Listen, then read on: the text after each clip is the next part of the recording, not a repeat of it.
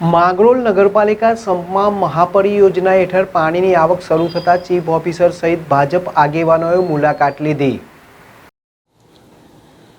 માંગરોળ શહેરની પ્રજાજનો પાણી પૂરું પાડવા નગરપાલિકાના 4 કૂવા આવેલ હોય ત્યારે હાલ ઉનાળાની ઋતુ દરમિયાન 4 કૂવાનું પાણી ખૂટતા નગરપાલિકાના ભાજપની નવનિયુક્ત બોડી દ્વારા અગમચેતીના પગલાં ભર્યા હતા।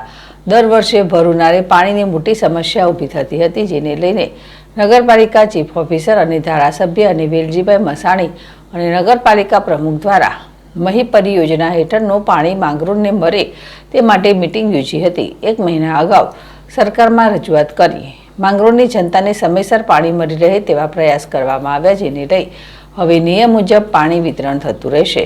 આજે સવારે મહી પરિયોજના પાણીની આવક શરૂ થતાં પાલિકા ચીફ ઓફિસર આર ધોળકિયા સાથે શહેર ભાજપ પ્રમુખ દિનેશ સોમૈયા, નગરપાલિકા સદસ્ય નીતિન પરમાર, ભાનજીભાઈ ગોહિલ, ભગીરથસિંહ ચુડાસમા, રમેશ પરમાર સહિત નગરપાલિકા સદસ્યો દ્વારા સંપની મુલાકાત લીધી હતી અને માંગરોળની પ્રજાને પાણીની મુશ્કેલી નહીં પડે તેવી આશા વ્યક્ત કરાઈ હતી। જીતુ પરમાર, ZSTV, માંગરોળ।